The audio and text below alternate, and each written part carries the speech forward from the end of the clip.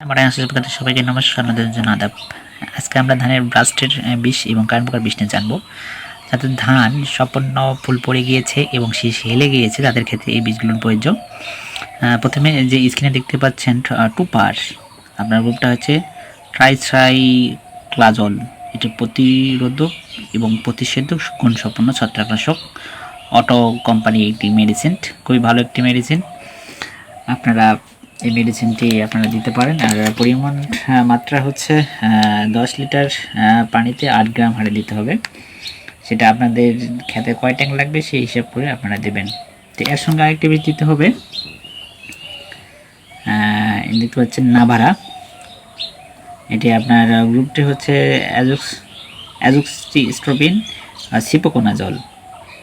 তো এই বাস্টের ক্ষেত্রে এই দুইটা মিক্সড করে আপনার দিতে হবে। এই বীজটির পরিমাণ হচ্ছে লিটার প্রতি 1.5 মিলি করে। যে দেখতে পাচ্ছেন যে ধানের ক্ষেত্রে 10 লিটার পানিতে 15 মিলি করে দিতে হবে, সেক্ষেত্রে প্রতি লিটার পানিতে 1.5 মিলি করে দিতে হবে। আপনাদের কয় ট্যাঙ্ক লাগে ধান খেতে সেই অনুযায়ী আপনারা দিয়ে সম্পূর্ণ স্প্রে করবেন। আর এর সঙ্গে আমরা যে কারেন্ট পোকার বীজটি দেবো সেটা হচ্ছে আমারজিন। কারেন্ট পোকার বিভিন্ন ধরনের বীজ রয়েছে, আমার পাইরাজিন রয়েছে, আরও বিভিন্ন মেডিসিনটা রয়েছে। আপনারা সেই অনুযায়ী আপনারা যেটা আপনাদের কাছে ভালো মনে হয় সেটি কিনে আপনারা স্প্রে করবেন।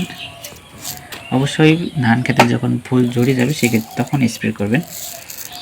আর এটি আপনার পরিমাণটা হচ্ছে 10 লিটার পানিতে 5 গ্রাম হারে, যা আপনারা কয় ট্যাঙ্ক লাগে সেই হিসাব করে আপনারা দেবেন।